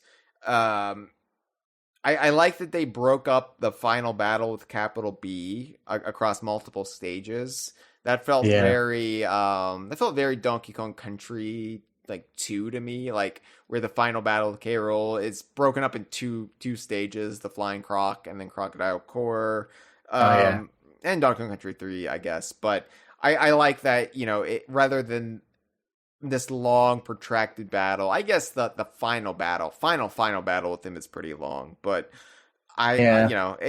rather than having it be this like large part of it, that it keeps things fresh. Like you've got the Impossible Lair, like the obstacle course, and then here's a part where you fight Capital B, and then you're done with that. He runs away. You do some more platforming, then a fight with Capital B. Yeah, I find it annoying, like, if you're trying to beat the Impossible Lair, you have to do the first battle with him every time. And that becomes a chore because it's really easy to just get all 4 or 5 hits on him without him getting a single... You can actually send him off before he even has time to try and attack you. Right. So I wish there were an option to just skip that bit and just start with the platforming while attempting the Impossible Lair, but I suppose that would defeat the point, really, wouldn't it? Yeah. I liked the battle with Capital B, the final battle. It felt more like, I was wondering if it was just going to feel like a remix of K. Rool fights in the past, sort of like Lord Frederick did in Tropical Freeze. And I guess, maybe there were some elements in there, but it mostly felt fresh and unique. I mean, it's borrowed from a lot of different platformers too, so... and there's only so much you can do with the genre where, he's shooting out like these gelatinous plasma lava orbs, and they, you have to, evade them, and you have to look for the gap in the line of them, and, but there's a conveyor belt floor that's pulling you back and forth, and it just a lot's going on, and where they get you, of course, is not so much in the fight itself, but how frazzled and frayed you are by the time you get there. And you're looking at the number of bees you have left. And it's cool visually. Like, there's no hit meter on Capital B, but you can tell how close he is based on the number of bees he's got flying around him. Yeah, that's a cool detail. Yeah, so you might not know exactly how many it is unless your quick counter, but you still get the general vibe of how close he is to defeat. And of course, he then changes up his attack the closer he gets, which adds an element of stress. Like, the further we go, the more I'm not going to know what he's doing, and I'm not going to have his attack patterns memorized. And oh my God, what's he going to throw at me after the fight? And that, it's devious. The whole thing is devious because it's designed to break you down mentally. Yeah. And I mean, it's a gauntlet. It is. I don't know. Would this be the hardest thing? If we were to say Yooka-Laylee and Impossible Lair was a Donkey Kong Country game, let's say it is the 6th in the lineage after Tropical Freeze, would it be the hardest thing in any Donkey Kong Country game, minus the time trials in the retro games? Yeah, I'll definitely say so. Just the whole Impossible Lair. Do you mean just the battles, or so do you mean the Impossible Lair total, or do you mean like the individual battle at the end? I mean the Impossible Lair total from start to finish. Oh yeah, definitely. Yeah, definitely. Even the hardest thing in the whole series, I would say. Yeah, I would say trying to get those shiny gold medals in Returns and Tropical Freeze are still harder. Have you tried? I would not bother. I've tried. It's miserable, and Professor Chops is a lot more of a hard ass than Capital B, apparently, because he leaves you no room for error. Where at least with Capital B, you can change up your strategy. So it's like those stupid memes about the game's villain versus the real villain. The real villain is Professor Chops. I completely agree. Fuck him. And, we'll talk about some twist endings for Impossible Lair here in a bit, but I would not be surprised if we ever get a third entry in the Returns Tropical Freeze duology. I would not be surprised to learn that Professor Chops was behind it all from the start. That would be great. It's like, you all scoffed. You all said I didn't belong in this game. You all said, why didn't they just use Troff and Scoff from Donkey Kong 64? They already have a pig. Yeah. Why didn't they just use Wrinkly Kong's ghost? Well, guess what? I killed Wrinkly. Oh my god, that'd be amazing. I switched out her meds. Pushed her down the stairs. How did I know the pharmacology? I am a professor, am I not? Anyway, yeah, and then you finally beat capital B, and I knew this was coming. I don't know how I called it. Maybe it was just being around the block long enough. I knew there was going to be a countdown. I knew there was going to be a Metroid style, like self-destruct. We have to escape from the Impossible Lair before it blows up kind of deal. Yeah. To end it. I knew just the end of the capital B fight would not be the end. And as soon as it happened, I was like, is it going to happen? Am I right? And I was right. And it was one of those times where I wasn't happy to be right because I was ready for it to be done. I had to pause the game and just put it down for a hot minute because I was so at the end of my rope. But then I didn't want to lose all of my momentum, and because I was afraid if I took too long of a break, then I would, be sluggish in my response time and I would just screw it up. Yeah, it's funny that that just made me think of Canary Mary. Then, where after button mashing, you have to stop to kind of let your wrist recover and then carry on with the tapping. Yeah, I remember back in '98 trying to beat Gruntilda in Banjo-Kazooie and having to just pause the game and go outside and feel the sun on my face because it was like just all consuming. Yeah, the final phase of that is so unforgiving with the shooting the eggs into the Ginjonator, especially if you're playing on the Switch and then you've got to press two buttons to do C up or whatever it is, the stupid button combination you have to do, and I always do it wrong and end up, Yeah, thankfully I've been playing with my N64 controller on Nintendo Switch Online, plus expansion pack, so... all right for some. No, I don't know how I would do it just using the Switch hardware, the Switch architecture with the controller. Yeah, the game was fine up to that point. I kind of got behind the logic of it, of like substituting the limited buttons for whatever, and having to hold something down before you press that to do that. It only tripped me up a few times. So just that last bit, I just panicked. In your brain, you just start panicking and frantically trying to do it as quickly as possible, and then you press the wrong button. It's like, no! Yeah, no, I completely do that all the time. I do it live when I'm streaming. I just fall into that panic mode and just make a fool of myself. I much prefer the times when I can make a fool of myself just in the privacy of my own home with nobody watching except me and my shame. Which is funny what I've found. So I'm just going on another tangent. I've been losing it. I've been gaining weight again and trying to lose it. And one of my experiments, which has actually been working quite well, is Ring Fit Adventure. And I find that is pretty much, tricks fat nerds like me into wanting to play because you want to beat it and you want to beat all the side missions. The problem is it's got the normal problem of getting stressed out by frustrating minigames, but now it's your own body that's suffering. And so the swearing as I sweat, fuck! Mess up the games or whatever, or use the wrong move and end up missing the bad guy. It's a very stressful game, but it does help me lose weight, so... Yeah, it's a shame they didn't release that Banjo-Kazooie Connect game that they demoed, where you moved Banjo and Kazooie around by like swaying your arms back and forth. Yeah, because that would be a game I would be all about, trying to stay in shape, stay physically fit. Banjo-Kazooie. I don't know, that's terrible. No, that's probably better than anything it would actually be called. So I'm all about that. Anyway, the self-destruct countdown, I am relieved that it wasn't one of those deals where you had to run back through the entirety of the Impossible Lair that you've already you progressed through. I'm glad it wasn't just like, now go through like backwards and yeah, I think that would have just wound me up way too much. I think having to do the same bits again would have just been yeah.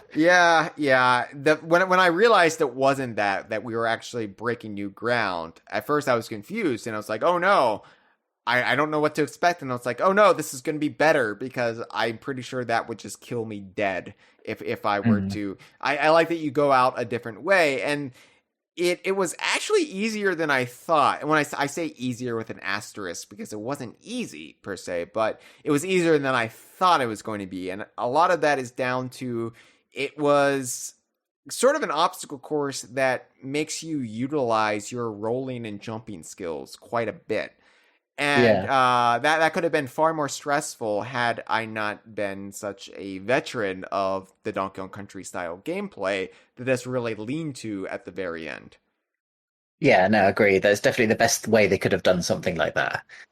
Yeah, Because we've had I don't know, like 9 games to get used to that now. Like the 5 country games and 3 land games, and this one as well. You know, and Game Boy Advance and Color remakes, and yes. Yeah, that's pretty much the one thing we've all mastered is rolling and jumping and rolling off the edge and jumping in midair and stuff like that. So yeah, that was a good shout ending the game like that, I think. It really was. And I like, because your brain can kind of go on autopilot just a little bit, and that really does help in that situation where you are relying on base motor skills if you are a veteran of these games.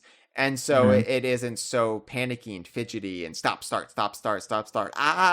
It's just, no, I've got this. It's kind of like use the Force, Luke, and, blow up the Death Star. You just have to rely and trust yourself and trust your instincts, and you can pull it out. And I like that it ends with a fake out. You think you've fallen to your death. And Queen Phoebe flies down and pulls you up, and you're like, oh, you bastards, you got me. That's so cool, yeah. You got me.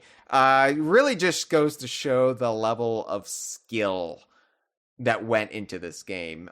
They were so confident in that they could do this game, and it's designed so well. I mean, don't get me wrong, the Impossible Lair is a bastard and a half. It's a grueling experience, but it's one of those grueling experiences where you want to get better at it. It never breaks you to the point of frustration. It bends you for sure, and it bends you probably as far as you can bend. But there's always that little bit of, I want to get better at this. I want to get further. And then when you actually do get there, and you had that final countdown. And I like that there was no countdowns like timer on the screen. It was all conveyed with in-game monitors that you would pass. So it was like, what? How much time do I have? How much time do I have? And then you see it, and then it's in the back of your head, but you're not staring at this obtrusive thing on the screen, which would cause you to screw up. So it's so well thought out, the design, the efficiency of the design, up to that last fake out where they think they got you, you fall to your death. Like, what was I supposed to do?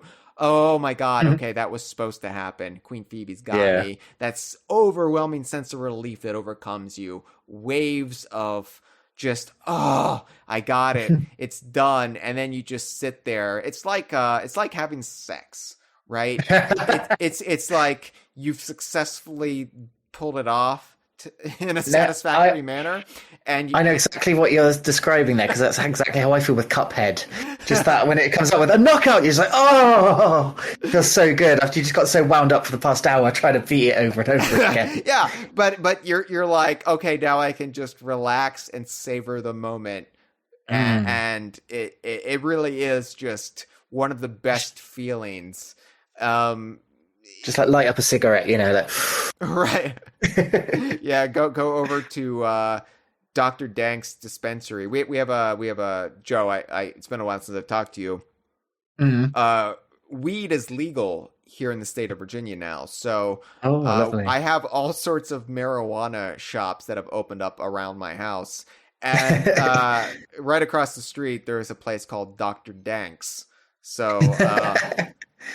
Danky Kang. Occasionally, I can smell the waft of sweet smoke coming through the air through my front door, and I'm like, oh, somebody's blazing up over at Dr. Dank's. Nice, but it's quite a nice smell. I always think.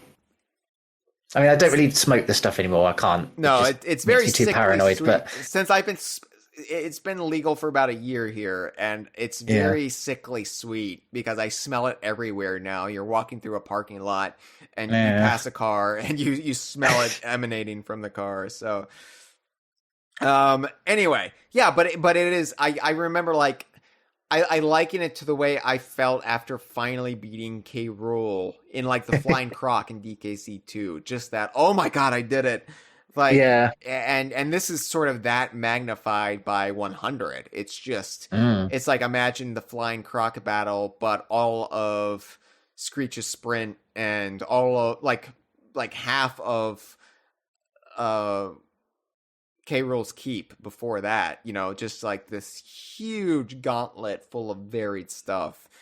And you're able to do it. I don't know how anybody has done it in one sitting without bees, even, like in one go. It's crazy. Well, like the original stipulation before they patched it was you had to start a new game and sit through like the opening cutscene and then try it. Like it wouldn't even like you couldn't even just like go back into the Impossible Lair without having collected any bees yet. You had to do it from the very start of the game. Yeah, which just sounds insane. Yeah, Gibbon is in a live stream and she says, "I never beat it without the checkpoints. Was giving me too much anxiety." Yeah, and it's giving me anxiety just thinking about it. And it's just like, like I want to be good at this game. I want to be an expert at this game. I don't know if I have the physical stamina, fortitude it takes to do this. It's almost too diabolical. It's almost too devious. Like they almost went too far with this. Interesting. I would say I would say that patching the checkpoints in maybe made it too easy. It doesn't seem impossible if you know that you can just keep trying from the last part, especially if you've got like for my checkpoints, I've got 8 bees left on the final checkpoint, and that was enough to get me to the end. So it took me 2 attempts total on my most recent playthrough. Yeah. And I just think it was much more terror-inducing, feeling like if I died, I had to start again from the beginning, especially with the number of attempts I'd had as well, like mocking me, like racking up. Yeah. I don't know. I want to keep playing it. And it's one of those things where, this might be fun to take a crack at the Impossible Lair again, I will definitely keep chipping away at it and getting better at it. I will not be attempting to stream this until I feel confident enough in my abilities that I could do it, probably blindfolded. But this will be an embarrassing, just self-esteem degrading event. Should I stream this as my skills are at the present level? It's just not worth it. It's not worth the blow to my self-esteem. Well, actually, it's been a few years. Did you ever manage to 100% Donkey Konga 2? Joe? No. We don't bring that up. Sorry. I could do it. I just need a willing, able, skilled bongo partner to get me through Gorilla Duet mode. Okay? Oh, okay. Yeah. Because Gorilla Duet mode, as I've often described, is a challenge because they make it harder if you're doing it single player. But if you have somebody else to handle half the notes, then you could theoretically do it. I've gotten so close, but there are a few songs that are just nigh impossible to do by yourself. It is honestly probably harder than doing the Impossible Lair in one go without any beats. Yeah, the difference is Impossible Lair is a good game that we want to finish. Yeah. I do like some of the graphical elements of Donkey Konga 2. I enjoy that it seems to take place in the Donkey Kong land worlds. That's fun for lore and continuity. There's a Radley bridge, a bridge they dedicated to the animal buddy Radley. I appreciate that. Was it spelled correctly this time? Well, it wasn't spelled at all. So okay. Yeah, but I like to imagine that the bridge itself is called like the Rattie bridge, the Radley bridge. Because Gruntilda misspells Radley in Grunty's Furnace Fun because that's one of the incorrect options I think like who is this character, and it's Histup, but one of the fake choices is Radley, and that's spelled wrong, and it's spelled wrong in New Donk City. So I like this running joke, this cross-studio, cross-company running joke that nobody can spell Radley correctly. Or Russell. Or Russell, yeah. I find kinship with my coiled, dong-shaped friend, Radley. So Queen Phoebe pulls you out of the Impossible Lair. You are back on the Overworld, back at the entrance to Hivory Towers, and she thanks you. You know, Capital B. We don't really know what happened to Capital B, do we? He passed out in the self-destruct sequence. So is Capital Oh B yeah. presumed to be dead, or Oh, he's not going to be dead, is he? Of course, he'll be back for the sequel. no? Of course. Well, we've seen him. We've seen him since then. Have we not? Was Mighty Fight Federation after Impossible Lair? Oh, God knows. Yeah. So yeah, Mighty Fight Federation had an appearance of Capital B. Now, where that took place in the timeline, we don't know. But anyway, but he's basically defeated. The Impossible Lair is implied to be destroyed, and Queen Phoebe's thanking you, and then she just casually drops the fact that she is Capital B's sister. Dun, dun, dun, dun, dun, dun, dun, dun. That's one for the British listeners. Oh, all right. Yeah. I won't even ask you to explain it. We'll just leave that for our British audience of the conversation. And then there's this like record scratch moment where the music cuts out. They actually have a record scratch, and she reveals that she will report what Capital B did to the Vile board, of which she's a board member.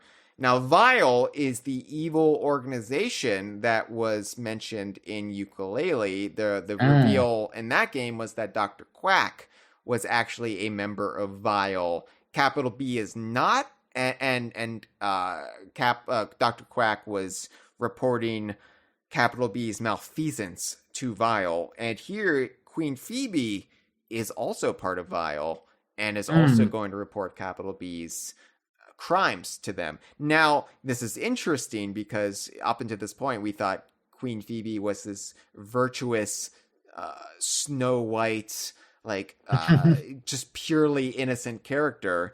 And now, oh no, she is like the fact that she's Capital B's sister is almost incidental. It almost doesn't matter because she is actually part of this evil organization. And it's like, wait a second, what? So I don't know how I felt about this twist at first because it almost felt like too much of a 180-degree like turn. Like it's a bit weird, isn't it? I do notice Dr. Quack's absence from this game is quite conspicuous as well. Like because they didn't forget him because his logo's everywhere and you've got the grenades with his face on and stuff like that. So they've definitely got like a grand plan here. So I'm curious to see where it's all going. Yeah, it's interesting because I didn't expect this game to have so much in the way of story continuation and just accumulated lore. Like I thought, oh, this is going to be a different genre. We will get callbacks and fun things, but it won't be essential to the story. And now I'm thinking, no, like I'm sure you can play the next game, whether that's Yooka-Laylee or whatever. I'm sure you can play that without having played Impossible Lair. But I do think there will be stuff that will be all the richer if you have played both games. So definitely. Yeah, I mean, the more I thought about it, the more I liked this because it was like it definitely doesn't make what Capital B in this game did in this game right. Like he's still the villain, he's still up to no good, but it definitely paints Queen Phoebe in a different light. Like well, she says that she's only been the queen for like 1 week. It's her first week. Yeah. Which kind of hints in that she's not as pure as she appears. You know, we only know she seems good because she's just started, but we don't know yet. Right. And like I said, this is the second game to end revealing that a character is part of Vile, and in that case, it was a villainous sidekick character. Here, it's the basically third protagonist of the game, the one you are seeking to help, and so this is more of a gut punch. So it's just like, whoa, okay, but it is exciting. Like this notion of Vile, this evil organization. Now we know 2 members that are part of it, and it's just like, what is this going to like look like? What is this going to manifest as the lore of Yooka-Laylee continues to unfold? And like I just imagine like this like boardroom, these cutscenes of like Queen Phoebe and Dr. Quack and whomever else will be there, characters who might not have even been revealed yet that are waiting to be introduced. I don't know. It's exciting. Yeah, very exciting. I'd say the only thing that's missing lore-wise, or I suppose they can't just do everything that Banjo-Kazooie did, is it'd be interesting if Capital B got a new form in every game, like he got horribly bruised or disfigured by the events of each game. Well, I think they're going with the K. Rool route with him, where he has a different design, a different, maybe not so much persona, but a different like agenda and a visual motif to go along with it in each game. So, the first game, he's just the businessman. He's Donald Trump. In this game, he is a dictator, a tyrant, Donald Trump. We've seen him in Mighty Fight Federation in his golfing clothes. So I think each game they're going to change up his appearance, which is exciting to me as somebody who loves K. Rool and his different, identities. I don't think they're going to portray it like K. Rool, where he's having a full blown identity crisis, but I think it's still going to be more along those lines than Gruntilda. Yeah, just being more and more. Death becomes her kind of just degradation of her bodily self. Yeah. So it's fair enough. That works for me. Are you ready to learn about the secret ending? Yes, tell me all about it. So this is the secret ending that you get if you do the Impossible Lair in one go. And I think some people have only heard about this, and I looked it up on YouTube because I eventually just broke down. I was like, I'm probably never going to see this in person in the game, so why am I keeping the spoilers for myself? This was actually already spoiled to me. Somebody from Playtonic casually told me what it was going to happen, and I can't believe I'm only finding out about this today on this podcast. This is mind-blowing. Yeah, and the way I understood it from them, I was like, that sounds terrible. The way it actually plays out is quite different. And I think a lot of people are misunderstanding this, either from like just the telephone game, word of mouth, or maybe they're just not like understanding what it entails because it requires some understanding of the first game's plot. So here is what happens. So if you beat the Impossible Lair in one go, it cuts to a scene of Yooka and Laylee lounging on their rock, similar to the first Yooka-Laylee game. Their rock with the Mr. Pants catalog on it and the towels. The towels, right. And Laylee is writing with a golden quill in a book. And Yuka's looking at her. And Laylee says, "Hey, Yooka, I've been writing a story about us going into the book where Capital B is trapped." And Yooka says, "Oh, really? What happens?" And Laylee responds, "Well, he's inside a world we haven't visited, called the Royal Stingdom. He's built this stupid, near impossible lair where he's overthrown the ruler, and she turns out to be his sister and a vile board member. Anyway, we totally breeze through it and defeat Capital B, without stupid Blasto taking credit this time." Oh. Yooka says, "Ooh, sounds like fun." Yooka channels a bit of jolly there. "Ooh, sounds like fun." Ooh. "Shame it wasn't real. Say, where's the one book? I bet it would get a kick out of this story too." "What? Laylee, what's that you're writing in?" "Oh, well, the one book was asleep, and it's got loads of spare pages." Oh. "And where did you get that ink from?" And Laylee says, "A warm, secretive stranger gave it to me out in the woods." Oh. And Yooka screams, "Laylee!" as the one book begins to tremble.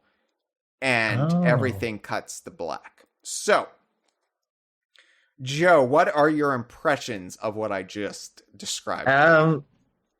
I'm confused. I'm disappointed. So wait. So the game's events are not real. It was just a story that Laylee wrote. No.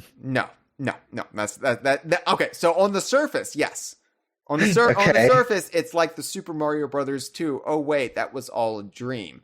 So none of that happened. But if you'll remember, like the events of Super Mario Brothers 2 take place in a dream world called Subcon. So you can interpret the events of Super Mario Brothers 2 as Mario has actually traveled into a tangible dream world. And yes, he dreamed it, but it still happened from a certain point of view. Okay, so what Laylee does is, so do you remember what the story of Yooka-Laylee was with the one book? Yeah. So and how the one book talks to you within Impossible Lair as well. Yeah. So Capital B is looking for this MacGuffin, this all-powerful device, similar in effect to like the Infinity Stones from off of Marvel, which Thanos wants to get to rewrite reality to do whatever he wants. In that case, call half the universe's population. In this case, Capital B wants to get a hold of the one book because writing in the one book can rewrite reality as you know it. So Capital B can rewrite reality, so he will have always been, for example, the ruler of the universe, right? Yeah. So, and if he writes it in the one book, then reality changes. Then that's always been the case as far as anyone but the one book itself is concerned. Capital B always would have been God Emperor of the multiverse, and nobody knows anything different because reality says so in the one book. We don't really understand like the origin or the mechanics of the one book. We only understand its power. So what Laylee, because this is the one book apparently is shacking up with Yooka-Laylee after the events of Yooka-Laylee, the game, and is living in the batship crazy with them. And so at one point it falls asleep, and Laylee decides to write the story she makes up about this fictional second adventure that they go on in this place called the Royal Sting. Basically, the entire events of Yooka-Laylee Impossible Lair, Laylee writes in the one book. And by doing that, she rewrites reality so that the events of Yooka-Laylee and Impossible Lair have actually happened. So what Laylee that is crazy. That is deep. Yeah, that is a mind twisty ending. So basically what happens is the moment where Yuka cries out Laylee and the book is trembling. You have to look up the cutscene for yourself on YouTube. Yeah, I'm confused about this. Like, I'm picturing it in like the original Yooka-Laylee art style, but I suppose it still looks like Impossible Lair's Overworld. It looks like the original Yooka-Laylee's art style, just a little bit more low res. Oh, I'm gonna have to look at this then. Wow. And they use the dialogue bubbles from Impossible Lair, but otherwise it's basically just a recreation of the opening of the original Yooka-Laylee. So the one book begins to tremble and it begins to glow, and everything cuts to black, and that's the moment reality is rewritten and the events of Yooka-Laylee and Impossible Lair happen. Laylee wills it into existence. She's not thinking things through that, if I write this story in this book that can rewrite reality, I will in fact be rewriting reality. So when the events of Yooka-Laylee and the Impossible Lair happen, Yuka and Laylee don't remember Laylee writing in the one book. They don't remember that this is Laylee's story. It just this is the way it's always been for them. However, this might explain why the one book is so traumatized when we visit it in the batship crazy in Impossible Lair. We're left to believe it's still traumatized from the events of the original pages ripped out. Yeah. But it in fact might be traumatized because Laylee rewrote reality in him or in it, and it's been hiding from Yuka and Laylee. And because it would be the only one that would remember that this is not how reality was supposed to go, but now Laylee has fundamentally altered the timeline forever and made Impossible Lair a reality. Okay. Wow. Yeah. Now, this is where it gets a little bit mind twisty and a little bit convoluted. So this means, in fact, that in the events of the original Yooka-Laylee, Capital B didn't have a sister named Queen Phoebe. But because of Yooka-Laylee and Impossible Lair overwriting reality, Now he's Now he always had a does. sister named Queen Phoebe, and the events of Yooka-Laylee, he did have a sister named Queen Phoebe, but if we're playing it from the perspective of 2017, when the game came out, he did not have a sister named Queen Phoebe, but if we're playing it from the perspective of October 2019 onward, he did have a sister named Queen Phoebe. And, okay, Oh, wow. now, this is where there's a bit of a paradox, and this is where it gets really fascinating. So we know from the lore of the Royal Stingdom in Impossible Lair that the Infinity Ink that they process in the Royal Stingdom, that is what is used by the ghostwriters to write with the quills the grand tomes of the original Yooka-Laylee and the world of Brawlout in Brawlout and Mount Zapcrackle in the graphic novel by DM Cumbo in Dream Prison Press. Okay. So that's where the ink that's used to write the one book and to or maybe to write the grand tomes, that's where that comes from. So Laylee says that a warm, secretive stranger gave her this, what's implied to be infinity ink, which in turn allows her to rewrite the universe via the one book and create the new origin point of the Infinity Ink. So what was the original origin point of the Infinity Ink? We do not know, but it seems to have come from this warm, secretive stranger, which is such a weird turn of phrase. Yeah, they have someone specific in mind. Yes, for that, don't whether it's a character we haven't met yet or somebody already established. A warm, secretive stranger, which warm seems to imply, and stranger is written in red too. In the dialogue bubble, because in the dialogue bubbles, whenever they're referencing a character outright, they will put their head next to their name or to the name that is outright referencing them, so they know who we're talking to. They don't put any character icon next to stranger, but they code it as red. So, right. So he's warm and red. All I'm thinking of is the boiler. Is it Bernie? Is Bernie the one? Yeah. We don't. Well, it's somebody Laylee doesn't know. So is it some sort of lava monster? Is it a dragon? Who is a warm secret? It's Chili Willy or Chili Billy. Yeah. Is it going to be a crossover with Spyro the Dragon? We don't know. Very interesting. We don't know. So yeah, but this does create a paradox as far as the origins of the Infinity Ink, and it gets very confusing. But I've seen people say, "Oh, this means the events of Impossible Lair never happened." No, they did happen. That's the whole catch with the one book. I've seen people say that, "Oh, the Overworld itself is in a book." And none of this actually happens. No, it does. The Overworld is Shipwreck Creek. And Royal Stingdom does exist as a grand tome. It just has this really metaphysical origin point that the characters themselves don't remember, and that we're only made privy to if we beat the Impossible Lair in one go, or watched it on YouTube, or found out about it on the Kongversation. Wow. What are your thoughts on that? Well, yeah, this is a very complex and mind-blowing. I mean, yeah, when you lay it out like that, it does sound like that's what they were going for and everything. Yeah. I mean, I like it because we're told what the one book can do in Yooka-Laylee, but we never see it put into practice, because that's what you're trying to avert. You're trying to avert the catastrophe of capital B rewriting reality. So that's the thing. I like that we can witness its power in a mostly harmless way. Like, yeah, it creates this new adventure and creates characters out of thin air that didn't exist beforehand. And that also like begs the question, like the Royal Battalion Guards, all 48 of them, did Laylee create each one, or was that just like the new reality kind of filling in the blanks? Because assume, like, if she willed the grand tome of the Royal Stingdom into existence using the one book, there must be a ghostwriter who still wrote the Royal Stingdom in this new version of reality that unfolded.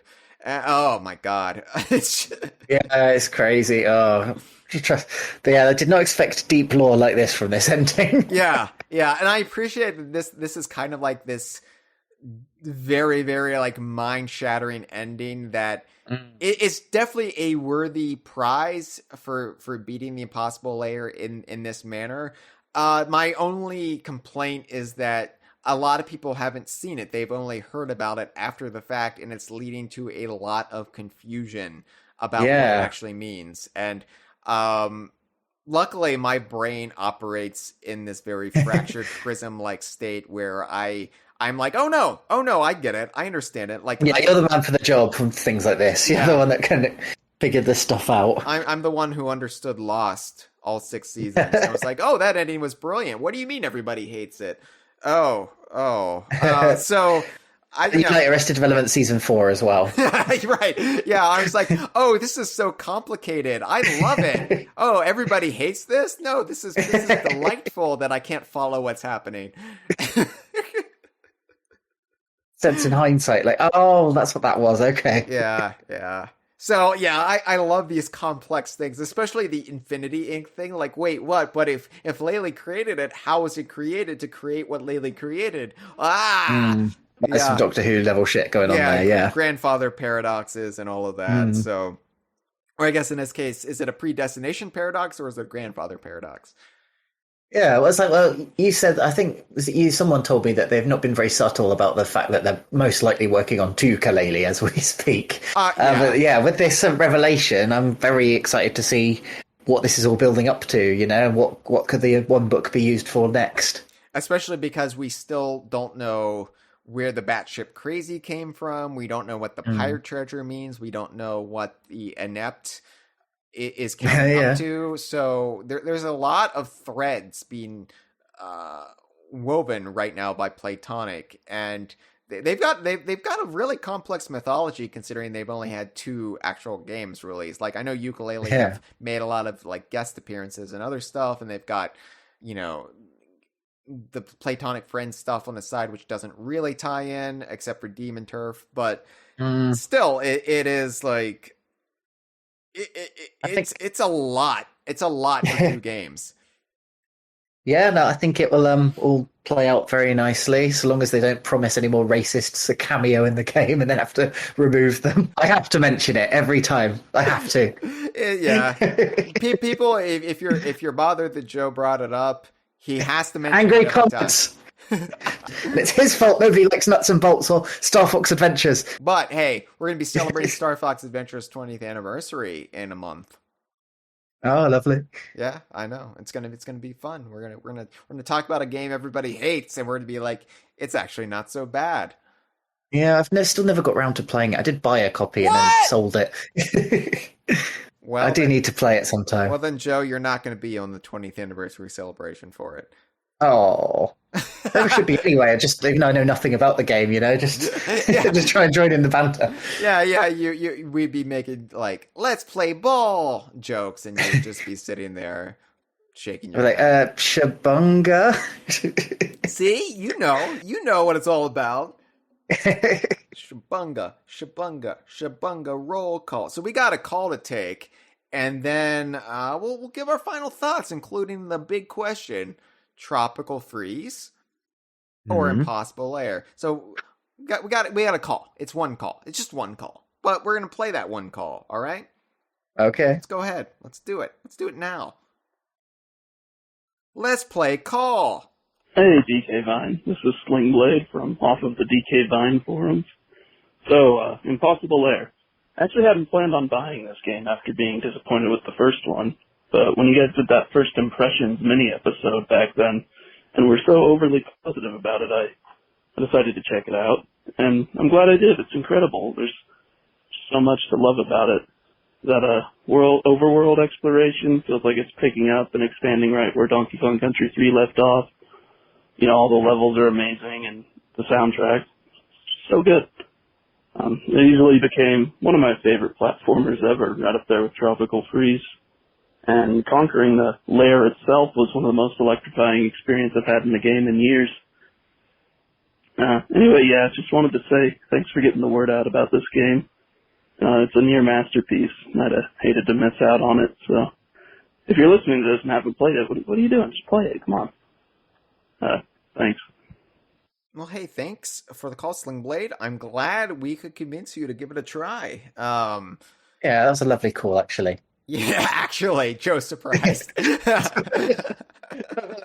of the calls we have are absolute bollocks, but this one's all right. No. It's sweet. The word electrifying was a good description of, what it feels like to play the game. Yeah, there's always the fear, given that 3 DK Vine staffers are in the game as characters, there's always the fear that they're going to think, oh, we're fake paid shills, we're fake paid actors, we don't actually like the game, we've just been bribed into liking it. And that's not the case. Like that, we genuinely think this is just one of the most brilliant games of the 2010s. And it really is just one of the best 2D platformers ever made. So, and I it's a shame that like Playtonic couldn't have led with this, because I think a lot of people wrote them off if Yooka-Laylee wasn't not only the second coming of Banjo-Kazooie, but didn't like excel and break new ground and be better than Super Mario Odyssey. And like there were a lot of expectations, unfair expectations placed on Yooka-Laylee, and maybe Playtonic sort of bit off more than they could chew with the marketing for it and the hype and whatever. But I think the problem with Yooka-Laylee, the original one, which is I think still a very fine game, but it had, again, the expectations, but also too many promises. When you do a Kickstarter campaign, you got to get too much stuff in there, which might have hurt the integrity of the game, like the Rextro mini games and the Kartos sequences, and just stuff that really, I think, maybe detracted from the game. And it's a shame. And that being said, had they led with something like Impossible Lair, something that's sort of lower stakes and is of a genre that is just, well represented and has been well represented for over a decade now. Remember the days when 2D platformers were scarce, when nobody was making them, and it's like, oh, I miss 2D platformers, and now, inundated with them. Mostly thanks to the, indie revolution, and, we've got plenty of them, but it's just... It's a shame, because this wouldn't have gotten the attention and the eyeballs and the hype and the excitement that the original Yooka-Laylee did, because Yooka-Laylee was coming at a time when 3D platformers were, it was just a more abound genre. And so people got excited, especially because of the pedigree of the team and the nostalgia for Banjo-Kazooie that was starting to bubble up again. And but Impossible Lair is that 5-star masterpiece. It is that game that I think people expected Yooka-Laylee to be, but the problem is it's of a genre that nobody was really itching for or anymore for. So it's just it just kind of came and it didn't get nearly enough attention. And I'm still screaming to the heavens, play this game. Play this game. I mean, if you like Donkey Kong Country, you have, and I know people all the time come to me and say, Hyle, you like Donkey Kong Country, you should play this game. Hyle, you like Banjo-Kazooie, you should play this game. I think you would really like this game. You like lore, you would really like this game. And I'm like, I don't have time. Who does anymore? That's the thing. I usually just get the Switch version of games so I can play it on the train or at work or whatever. Yeah. You've been afflicted with the I'm an adult-itis where you just can't seem to find time to try every game under the sun. And so so really I have to limit my battles. It's like I play DKU games and that's pretty much it. And I do think you should give the world outside of the DKU a try. There is a lot of good stuff out there though. Joe, I wasn't expecting it from inside my own house. Oh my god. Hyle, you should play this game. No, all right? I'm gonna play a game if it has a goldfish in it, okay? It's just a shame, that's all, that you'd rather play Goldilocks and Little Bear over, say, Undertale. But here we are. It's where we are. To be fair, Joe, I don't sit around all day navel gazing at Goldilocks and Little Bear. It's not like it's like, well, I could be, could be playing Breath of the Wild. I could be playing Super Mario Odyssey. But no, I'm going to break out Goldilocks in a little bit. That's not what happens in my day to day. I will like live stream my 9 to 5 existence for you if that's what it takes for you to believe what goes on. No, I understand. I have the same problem with TV and movies. People are like, "Oh, Joe, you should watch this." I always say, "Just come around my house and watch it with me."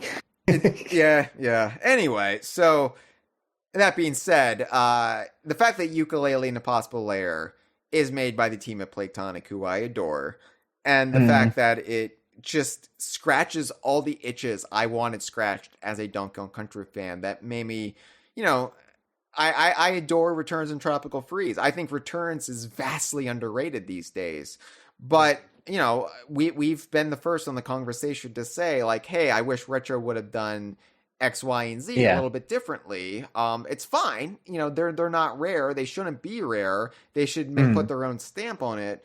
But goddamn if I don't want Engard in that game.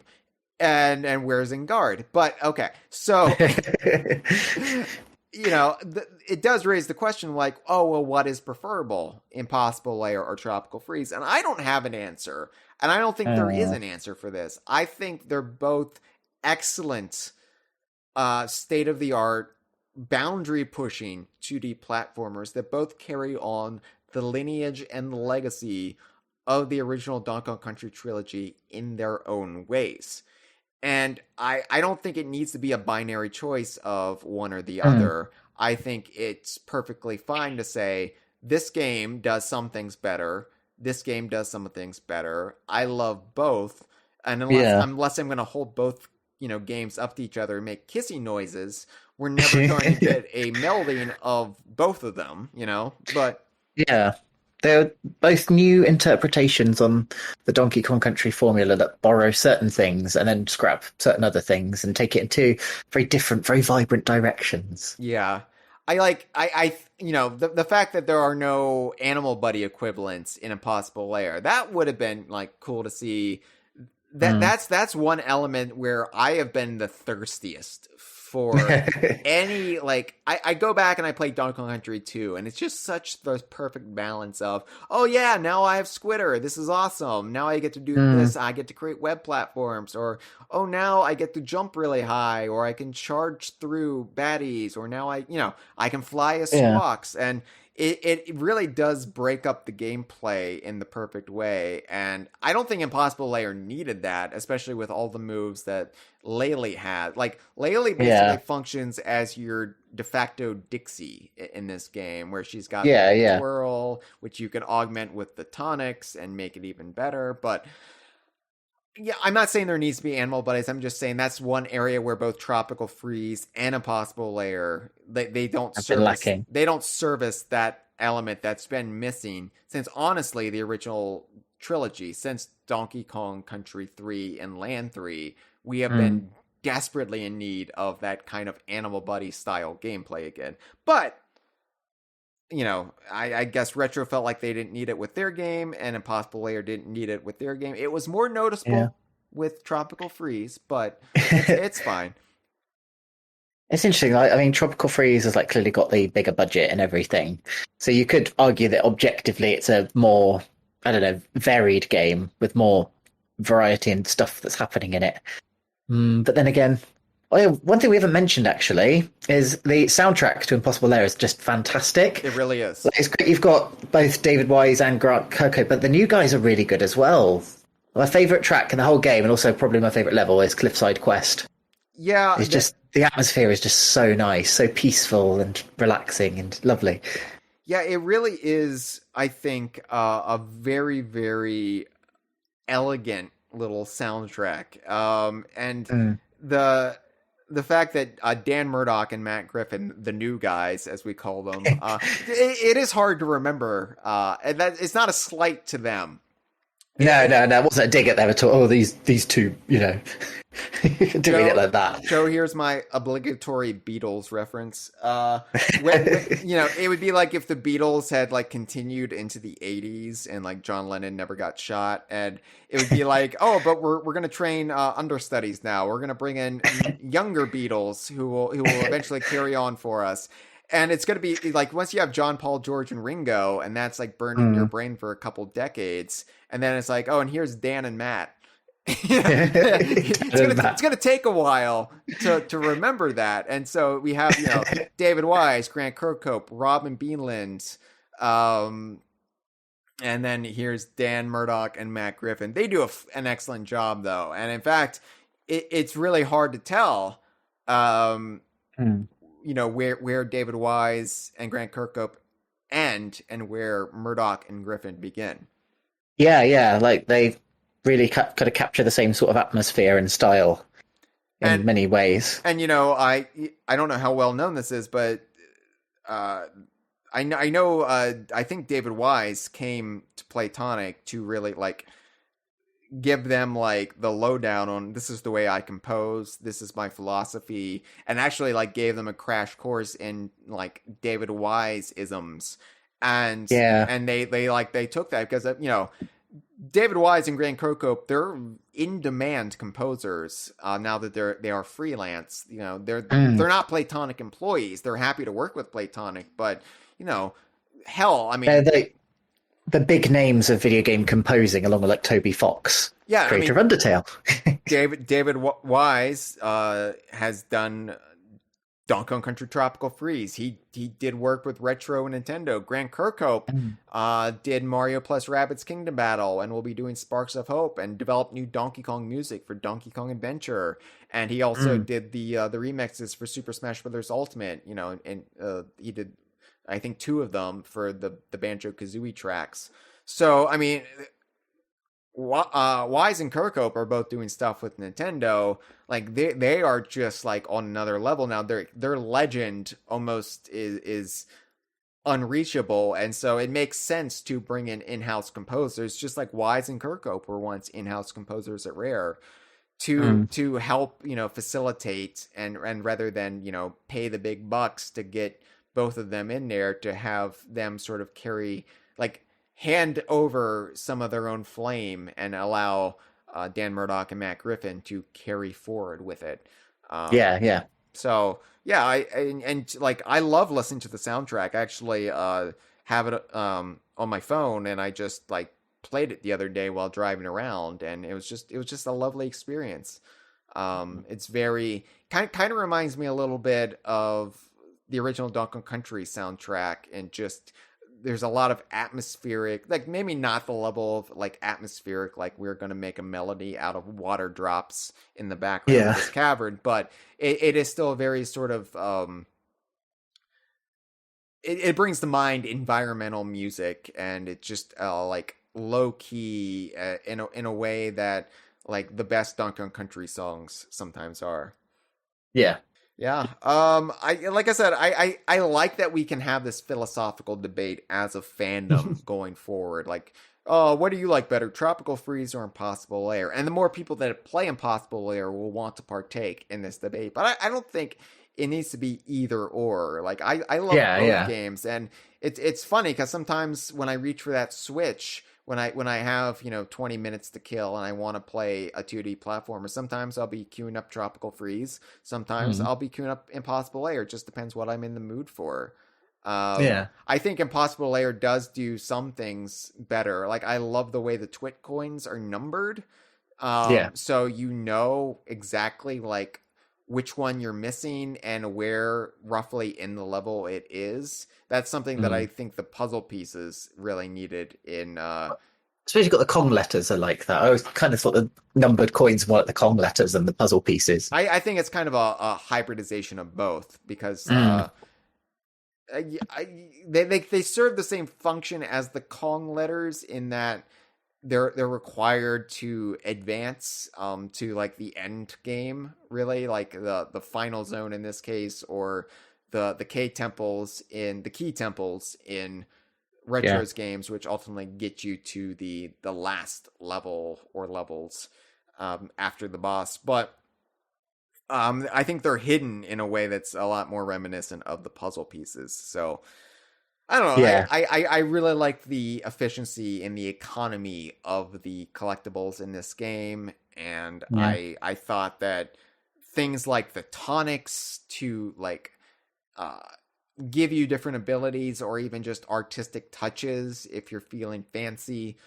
I like. Yeah, I would feel a lot of the tonics are a bit disappointing.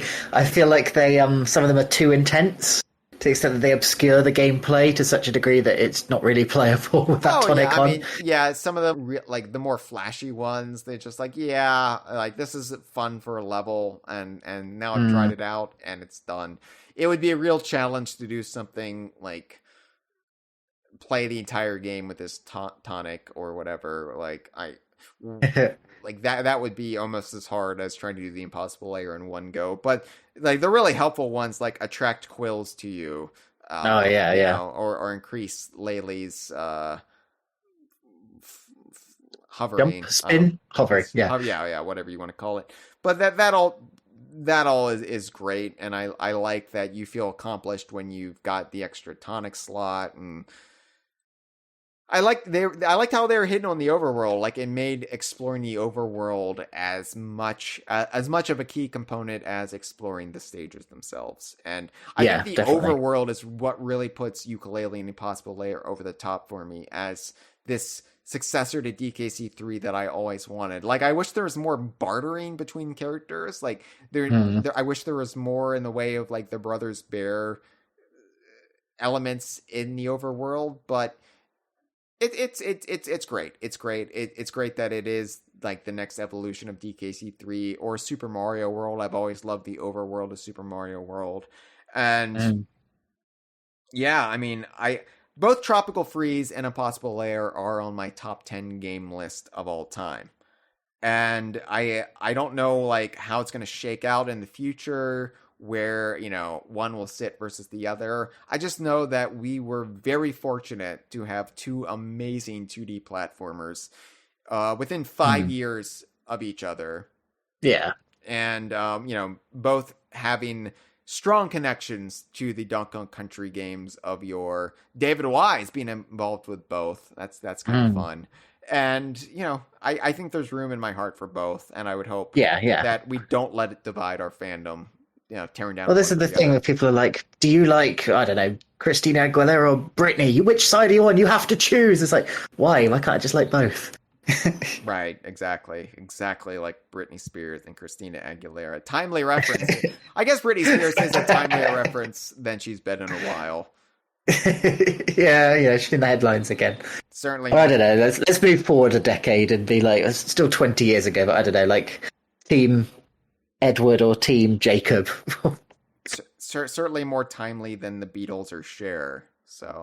Oh yeah, good point. Yeah. We're going through all the different decades of the 20th, 21st century, really, aren't we? Yeah. I guess who would be the Edward and who would be the Jacob of Tropical Freeze versus Impossible Lair? I suppose Tropical Freeze is more kind of shiny, I suppose. So it could be the Edward. And Impossible Lair is kind of the indie ones. Is more of the bad boys. So I guess it makes sense as more of the. I've never actually seen Twilight. This has been a File 2 production. Que rico.